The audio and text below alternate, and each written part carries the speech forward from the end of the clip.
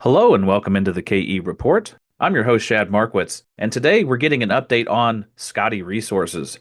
Scottie is traded on the TSX.V under the ticker SCOT and on the OTCQB under the ticker SCTSF. And I'm joined today with the president and CEO of Scottie Resources, Brad Rourke. And Brad, it's great to get you back on the show. We talk pretty regularly, but Scottie has had a bevy of news out, and we're going to try to get through it all here in this discussion today. I want to lead off with the exploration program for 2025 because this is the biggest program the company has gone after in a number of years. You've got a lot of high priority targets you're following up on. You're also infilling and building out more resources. You've already released a resource to the market at the Scottie Gold Mine Project. And there's a lot of focus at the Blueberry zone, but there's also other areas that you're weaving into this. I think the resource, as you put it out, was mostly three-quarters Blueberry, one-quarter Scottie Gold Mine. But talk to us about the nature and the goals from this really large exploration program for Scottie Resources here in 2025. Sure. Good to see you, Shad. Thank you for your time. Yeah, so we've put out a news release earlier this week that drills are turning. Now, they've been turning for a little bit, but until we got that Ocean Partners deal, we were really just being quiet and making sure we got that deal done. And then so we put that news out. Absolutely. I think I have 17 holes completed already, and the fourth drill just showed up. So, yeah, we're full blown, a lot bigger program than we had last year, and this will be the biggest program we've ever done. Now, up until this point, a lot of that drilling is just pure exploration.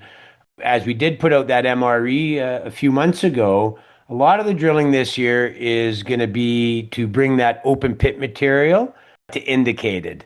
And so a lot of that drilling is so we can get that open pit material so it's sellable and we're running as hard as we can to be able to monetize that open pit stuff in 2028. And yeah, there's no reason that we shouldn't achieve that goal. And so that's kind of been a big focus on it. So a lot of indicated drilling. Now there's a lot of geotechnical drilling because of the permitting stuff so that's incorporated that as well. But even with the geotechnical drilling, we still get to drill and look for ounces at the same time. So it's not lost meters for sure. And so we've saved about 20% of our program for pure exploration this season, and a lot of it will be bringing that open pit material to indicated. With that, I'd like to point out is that as we're bringing that to indicated, we will still be able to add ounces. We're lightly drilled on the siltstone side. We only started figuring this out a couple of years ago that the mineralization runs into the siltstone side a lot more than we initially would have assumed. And so, there's a lot of dead areas there that we think we'll be able to add ounces. So pretty exciting. Like I say, three drills turning right now on the Blueberry as we speak. I believe the exploration drill starts today or tomorrow, and we'll be targeting that wolf zone as we look to expand some of these exciting targets that we have as well. So yeah, we have a little bit of everything this year on the drill program. So 20% exploration and mostly just to get this stuff permitted out. Yeah, I think it's a nice mix of, like you say, some geotechnical drilling, which you need for the environmental baseline studies and for some of the other engineering and planning. We'll get into some of that here in a little bit, but a lot of jumping categories, getting it into the indicated category. As far as the 20% that's exploration, you brought up the target I wanted to ask you about, the Wolf Zone target. This was an area that saw some pretty good action last year, and you're going to be stepping out from there. For people that are not up to speed on it, talk to us about this. Is over at the Scottie Gold Mine area, so talk to us about this Wolf Zone target and why the exploration team was so jazzed. Sure. So, last year we took the task of it was the very first time we drilled from south to north at Scottie, and we were actually trying to target just something deep down on the M zone, and we found the Wolf Zone. Now, we'd never had any indication that it was there. We hit a nice, very first hit through there was, it's about 6 grams over 6 meters. It's 5.8 or something like that. But, just to give an arm wave on that. So very exciting since we've never had a drill through it, and it looks extremely similar. It's only about 110 meters away from the M zone, which has been giving up some of our best results at Scottie. So pretty easy decision for us to have a blind discovery like that. And so I don't know if it's 5 or 6 holes going through there and try to expand those shapes from the Wolf Zone. But, to find something totally not what you're looking for and then to have that kind of hit. And then the characteristics are just so similar to what we see at the M, P, and the O zone in around the Scottie. So that's potentially big ounces that we can add to the Scottie Gold. Yeah. So exciting. And then in around C and D, those are not part of our resource, but just because there's so little drilling there. But I mean, we have 4 or 5 bonanza holes in there as well. So we just keep pushing along those lines to show people that we can add ounces in those zones as well. Yeah, I was going to ask you about C&D too, but glad you brought that up. So there's a lot of Sorry. targets to still go after to keep growing resources. And there's still a lot of ground to cover even at Blueberry. So a lot of drilling will be going on. Now, I think it's interesting to frame this conversation from the standpoint that while up until now you've been pretty much strictly an exploration company, Brad, Scottie is quickly moving into the development stage as a company. You're building towards the PEA. You've got a lot of permitting going on in the background. You've got some financing, which we'll get to in a little bit here. But you put out some news today about these bulk samples. And just like the geotechnical drilling will give a lot of information to the PEA, the bulk samples are also something that you can do. This is the permits that you got. Speak to the rationale behind doing one of these because you learn a lot, you do a lot of proof of concept, but you also get paid as a way to have some non-dilutive capital come into the company. So talk to us about this news out today about the permit you received to be able to do the bulk sample. Yeah, so I think that's very big news. So we've been awarded our bulk sample permit. As you know, Sean Massey's now our COO. Ran the Bruce Jack mine for many years, knows mining in our area specifically very well. And it's quite funny. We're going to take the bulk sample from the Ben vein. We don't talk about the Ben vein that much. It's same characteristics, Scottie and Blueberry. And the reason we're going after the Benbane is just sticking out like a sore thumb right on surface. So I think it's important, that proof of concept on how this will look. We'll be able to derive a lot of numbers out of that. And you're right. There's probably some monetary value for us as well, but mostly we're excited just to show the market proof of concept and yeah, and then those grades and such will come out of that. I can't speak about the numbers from it because it's a little premature, but I think, we've already lined up the contractors. We anticipated we were getting this permit, but it just came in. So we're kind of set up and ready to go with contractors to mine that. And, Sean's like, oh, it's only 10,000 tons. He goes, and because it's on surface, he figures he can get it all done in 2 weeks. I was very surprised with that. So, yeah, I think it's, again, show the market. We're serious. There might be some monetary value there, but mostly proof of concept on this project. So, yeah, we're really excited. We think that's good news, big news. Yeah. Well, and let's tie this into the bigger picture vision for the company here, which is yes, you're still growing resources. Yes, you're putting out a preliminary economic assessment soon, the PEA, which will wrap some economics around it. But you're doing all this other work. I mean, you put out some news earlier in the month on the 15th of July, and it was talking about commencing your environmental baseline studies. Now, you already have a permitted land package here to where you could go into mining, but you would still need this environmental piece to go with it. So talk to us about the permitting side of things and how you're moving that equation forward as well. Sure. So yeah, we are blessed because we have a permit in care and maintenance. But with that, it's outdated. I mean, that permit was written in the 80s. Now we've hired and have been working with Falkirk Services for a while now for a year and a half. They've given us the regulatory roadmap on how they see Scottie and bringing this across the finish line. Now, understand they also did the ASCOT permit and was part of the SKINA permitting, so they know the area. They've done this before, so the roadmap they've given us is about as good as anybody could. So one of those long lead times is water monitoring. So we've already got the contractors up there that came out in that news release. So we started our baseline studies. Now, it looks like we're rapidly running towards some, we were an exploration company 8 months ago, but when Ascot, our neighbor, kind of went into care and maintenance last September, is when we as a team went, we've got to pivot. And then so this is when we started talking to these off takers because, that Ascot piece, I think people just assumed one day that Scottie and Ascot, it's very complementary to the efforts they were doing.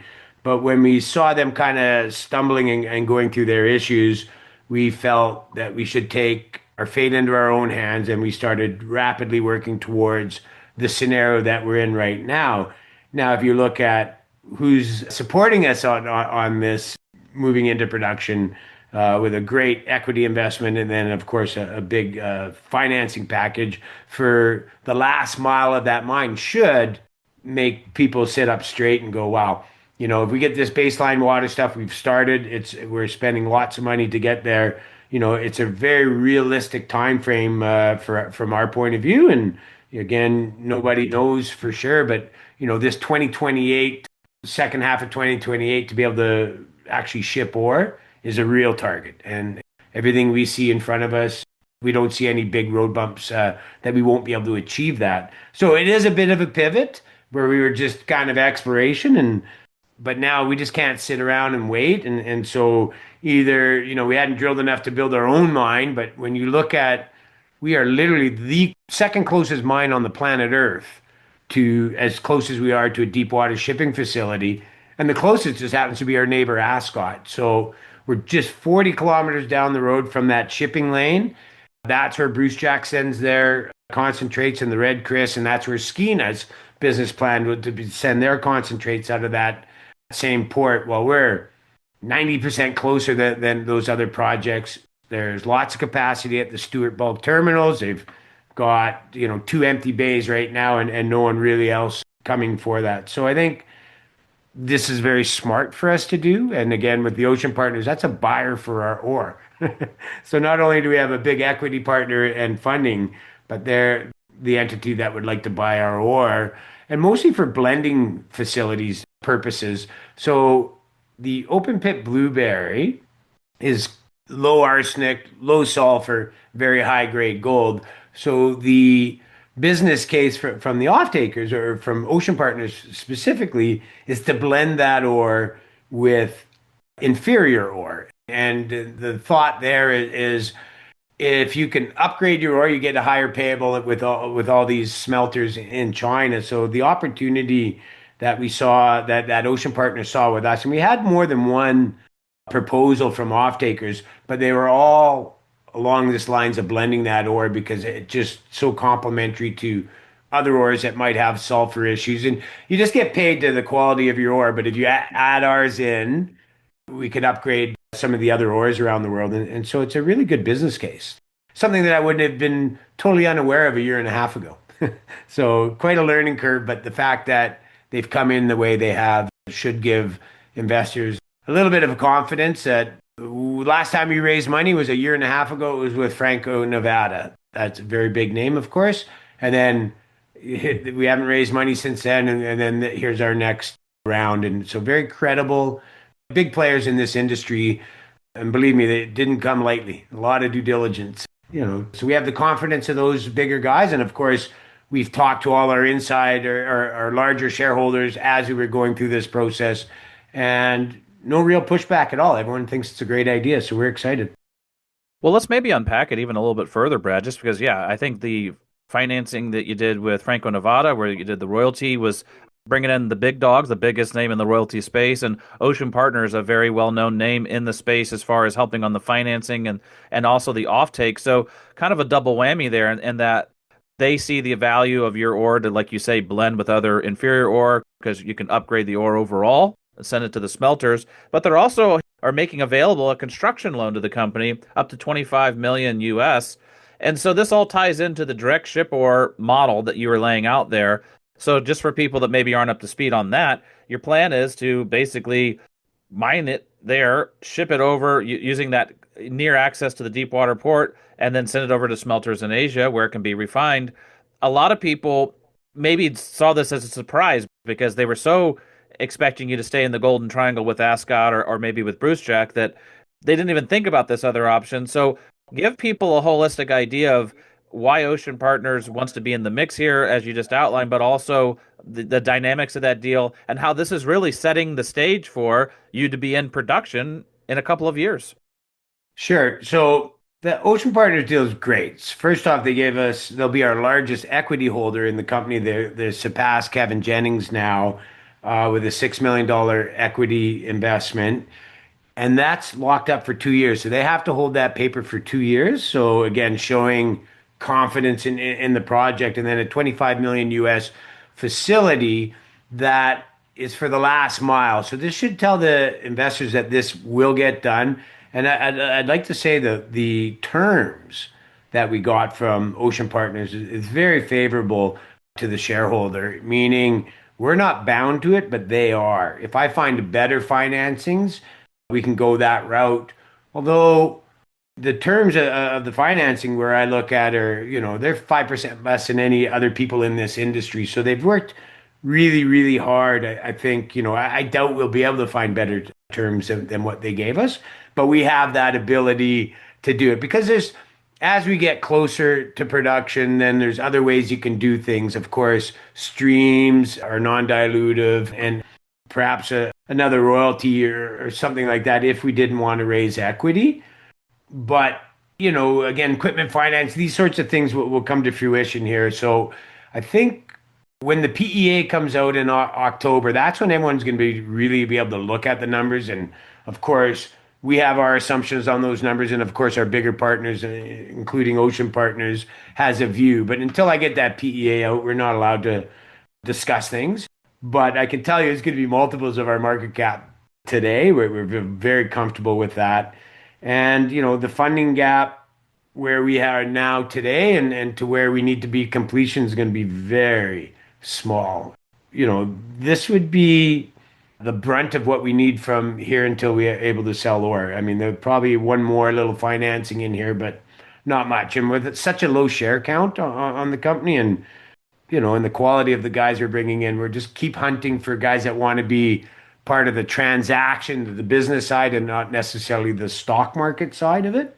But we seem to keep attracting these super quality people. So, yeah, we're good. Like I say, 25 million US, I mean, Canadian dollars, it's 80% of my whole market cap. So, it's quite big news for sure. Well, and I think everybody's excited to see the upcoming PEA slated for October. But obviously, with all the drilling you're doing, you're going to have a lot of news out. You got stuff moving on multiple fronts here. I guess just summarize for us, Brad, for the balance of the year, the key catalysts, including the PEA, but all of the things you want people to have their eyes on. And then maybe just one more comment on the big picture vision for the company moving forward. Sure. So I believe that the biggest catalyst we'll have is when that PEA comes out. I mean, we could talk about six, seven other companies that have market caps three, four times our size today. Very good companies. Really happy for these early development stories, let's call them. And so, if we fall in line to NAV and where you trade alongside what your NPV is, you're going to see a lot of potential upside here if you want to compare us with the other people. I mean, we're fighting our way into this development category, and we think there's a lot of good value there. And so, we've been kind of quiet for the last 6 months as we're trying to get this off-taker deal done and been light on news. Now, what you can see is we've really kind of ramped up news. Apart from a big drill program, now we have this bulk permits in place, the environmental work, the drills are turning. Well, we're going to have a ton of drill news on top of that. So going into this year, I think we're going to really lean into the marketing side of things, which we've been kind of like, because I just wasn't getting any benefit from it. You spend a lot of money on these sorts of things, but I think now where we're at, you'll see from a retail investor's point of view, I'm going to probably spend more on marketing in the next 6 months than I have in the last year and a half. So make sure that everybody gets that news out. Biggest drill program to date will be this season, will be somewhere between 25 and 30,000 meters. So that means an awful lot of drill news coming out. Remember, last season, we actually ratcheted our program back because the market wasn't there. And we did a 10,000 meter drill program with that Franco money that we received. But we're we save that money. And, the big part of our program right now is still money that we saved from last year. So lots of news. The PEA coming out should make things really easy people to see the value that's sitting here. And yeah, I think that's, lots of news. And, when this thing, if we're only 2028 to production, it's not that far off. Yeah, in mining terms, that's right around the corner, and you can see the roadmap to all these different pieces falling into place. Obviously, after all this drilling, you'll probably be updating the resource down the road, so people can kind of visualize where things are heading here, and all these different studies and all these different agreements and offtake contracts and all of these different things are building towards really a development scenario for Scottie Resources. But Brad, I'm sure we're going to be talking a lot over the next couple months with all the drill news coming back in, so we'll definitely keep people posted. For those of you listening in, if you want to follow along with all the news from Scottie Resources, definitely click on the link below down in the show notes. It takes you right over to the Scottie Resources website, straight to their news section where you can sign up for updates or just follow along as it hits the wires. Brad, keep us posted. We'll get you back on for an update. And as always, looking forward to our next conversation. Thanks, Shad.